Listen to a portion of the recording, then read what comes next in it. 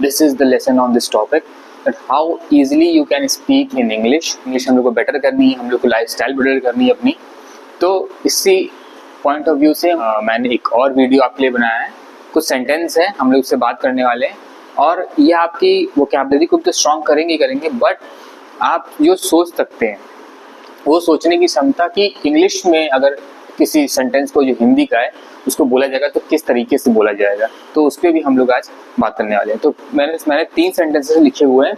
ये तीनों सेंटेंसेस में कुछ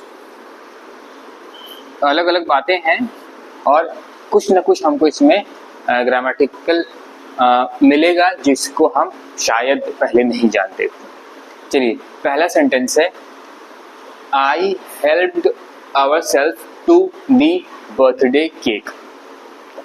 हमेशा याद रखिएगा, पहली बात तो ये होगी, अगर आपको कुछ सीखना है तो आपको समझना होगा कि वहाँ पर बातें क्या बोली जाती हैं। जब भी कोई नॉर्मल एग्जाम में हम लोग मान लीजिए बैठते हैं, मान लीजिए किसी फिजिक्स के एग्जाम में बैठा है, तो फिजिक्स एग्जाम में जब हमसे क्वेश्चन पूछा जाता है तो क्वेश्चन में कभी कभी हो जाता है कि इसका कैरेक्टरिस्टिक्स बताइए, इसका सिग्निफिकेंस बताइए, इसका फीचर्स बताइए। तो ये 3 वर्ड का इस्तेमाल होता है अक्सर। तो अगर आपको सही मतलब इसका नहीं पता है तो आप पॉइंट्स को एक दूसरे में लिख सकते हैं। तो इसीलिए मीनिंग पता होना आपको बहुत जरूरी है कि कहाँ पर मुझे क्या लिखना है। ऐसे ही इस सेंटेंस को पढ़ने के बाद आपको ये पता होना चाहिए कि सेंटेंस में लिखा क्या है। अगर आपको सेंटेंस में ये पता हो गया कि लिखा क्या है तो आपको बोलने में आसानी होगी बहुत ज़्यादा। देखिए, यहाँ लिखा है I helped our self to the birthday cake. Actually में ग्रामेटिकली गलत सेंटेंस है ये, और गड़बड़ किधर है? गड़बड़ इस वर्ड में। अब सेंटेंस की मीनिंग देखते हैं। पहली काम, मैं हेल्प किया सबको किसमें? केक बनाने में।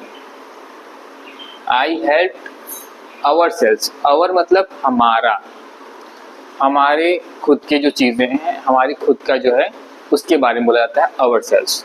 तो आवर सेल्स यहाँ पर देम सेल्स हैं, इस तरह के सेल्फ वाले जो होते हैं एक्चुअली में एक तरह के प्रोनाउंस, और ये रिफ्लेक्टिव प्रोनाउंस होते हैं, रिफ्लेक्सिव होते हैं।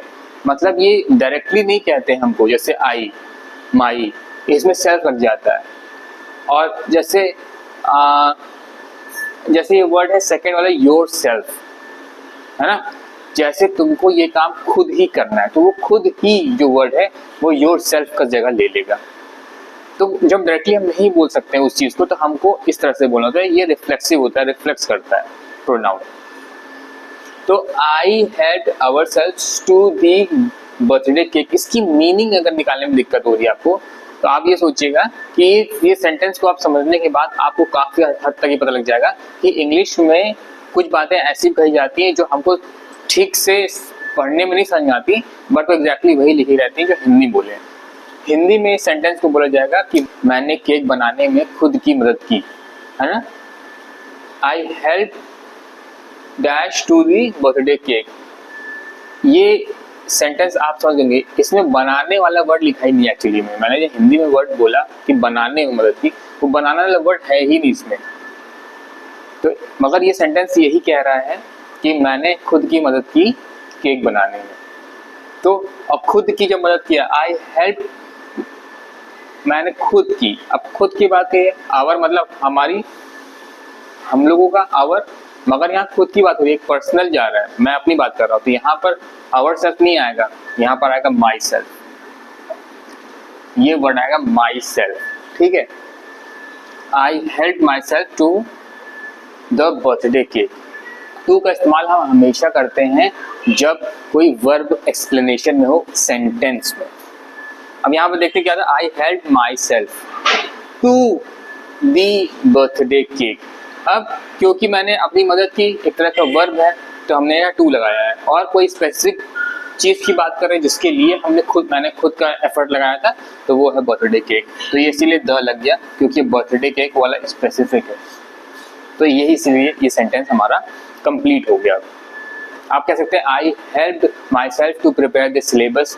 आप बोल सकते हैं I help my self to come out from the situation. मैं उससे निकलने की कोशिश मैंने खुद से ही की। तो आप इस तरह की बहुत सारी बातें कह सकते हैं। यहाँ पर तो सिंपल बात कहेगी बर्थडे केक को लेकर। तो इस तरह से सेंटेंस आप रिपीट कर सकते हैं और बोलना शुरू कर सकते हैं आप। सेकेंड सेंटेंस कह रहा है you at the bread that I cooked. तो यहाँ पर लिखा हुआ है कि तुमने यू एट, ईट का पास्ट फॉर्म है, eat present, ate past, eaten past participle, eating present participle.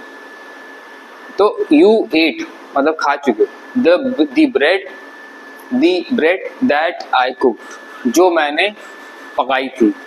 ये वर्ड गलत लिखा हुआ है यहाँ पर। हम लोग कभी ब्रेड पकाते हैं? आपकी वोकैबुलरी अगर थोड़ी सी स्ट्रांग होगी तो आप सही वर्ड यहाँ पर बता चुके हैं। बहुत सिंपल वर्ड है। तो कभी पकाते नहीं है, मतलब उसको सेकते हैं, तो बेक करते हैं ब्रेड को, क्योंकि उसमें फर्मेंटेशन होता है, इसमें हम लोग यीस्ट का इस्तेमाल करते हैं, वो फूलती है ब्रेड। तो जब वो फूलती है ब्रेड, वो प्रोसेस को हम लोग बेकिंग कहते हैं, ना कि कुकिंग।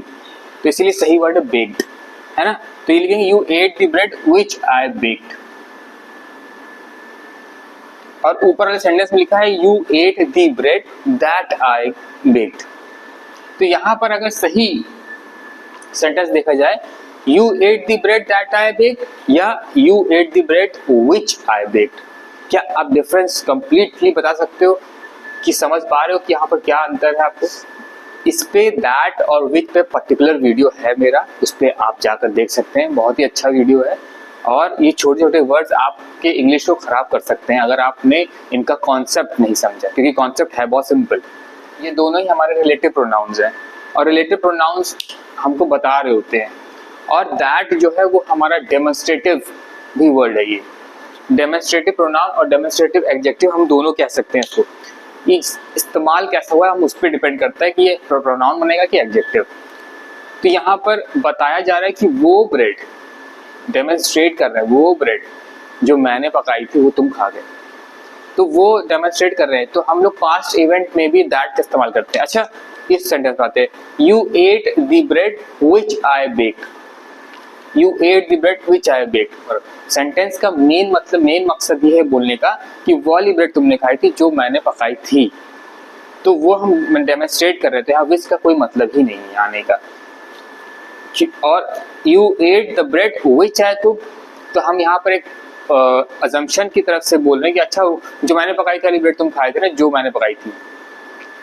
यहाँ पर एग्जाम्पशन वो हम लोग का मीनिंग डिफरेंट हो जा रहा है, क्योंकि हम लोग को यही कहना है कि वो वाली ब्रेड तुम खाए थे जो मैंने पकाई थी। तो यहाँ विच बिल्कुल नहीं आएगा और विच एक गलत वर्ड रहेगा यहाँ पर। तो यहाँ पर सही वर्ड रहेगा that I baked, relative pronoun. ठीक, थर्ड सेंटेंस पे आते हैं। She went to the stairs in a hurry. तो पहले हम लोग इसका अनुवाद करेंगे, इसको ट्रांसलेट करेंगे हिंदी में, कोशिश करते हैं। शी कोई लड़की है, गई थी, वेंट मतलब पास्ट टेंस ऑफ गो, वो मतलब अभी जाना, पास्ट वर्ड है वेंट, तो गई थी। टू दी स्टेयर्स, अब स्पेसिफिक है, सीढ़ियों की बात हो रही है, सीढ़ियों पे गई थी। इन अ हरी, तो या तो आप सीढ़ी पे चढ़ते हो या तो आप उतरते हो, है ना। तो वहां पर ये कहा जा रहा है कि वो लड़की गई सीढ़ियों पे तेजी से, हरी में, जल्दीबाजी में। ठीक है, तो हरी मतलब जल्दी। तो अब यहाँ पर जो सेंटेंस है इसमें गड़बड़ है। यहाँ वर्ड आएगा she went up, she went up, और ये वर्ड यहाँ नहीं आएगा। She went up the stairs in a hurry, तो ये सही सेंटेंस है। ठीक है, इस चीज को समझा होगा। और अब लिख सकते हैं she went up the stairs, मतलब वो सीढ़ियों के ऊपर जल्दी से चढ़ी हरी में, है ना। तो she went down the stairs भी आप लिख सकते थे, वो जल्दी से उतरी हरी में। तो यहाँ पर ये वर्ड होना बहुत जरूरी है। यहाँ पर कोई मीनिंग ही नहीं निकल रही थी, अगर यहाँ पर अप हटा दें तो कोई मीनिंग ही नहीं निकल रही। She went to the stairs in a hurry, वो सीढ़ियों से गई। तो हम लोग बेसिक फॉर्म है यहाँ पर कहने का था कि she went up to the stairs. अगर हमको कहना था कि ऊपर चढ़ रही है, हमको कहना नीचे उतरी जल्दी से, तो हमको बोलना है she went down the stairs. ठीक है, टू आएगा ही नहीं यहाँ पर। इससे आपको इंग्लिश बोलने में बहुत आसानी होगी अगर आप बोलना शुरू करेंगे तो ये सेंटेंसेस को आप नोट डाउन भी कर सकते हैं और सही सेंटेंस को आप साफ साफ अलग से लिखिएगा, उनको रीड भी करिएगा। एक तेल आता है जिसको हम लोग बोलते हैं क्रूड ऑयल, उसको बोलते हैं कच्चा तेल, उसमें सब कुछ मिला होता है, हम लोग उसको अलग अलग करते हैं। तो इंसानों ने टेक्नोलॉजी के थ्रू उसको अलग किया, उसके बाद जब वो पेट्रोल निकला, उसमें से डीजल निकला, केरोसिन ऑयल निकला। तो इन तीनों चीज़ों को अलग करने का प्रोसेस क्या है, ऐसे ही पानी को साफ करने का प्रोसेस क्या है, अगर आपको ये वर्ड पर्टिकुलर पता है तो आप कमेंट जरूर करिए। तो ये आप नोट डाउन करिए और ढेर सारी प्रैक्टिस करिए, एज इट इज बोलना शुरू कर दीजिए।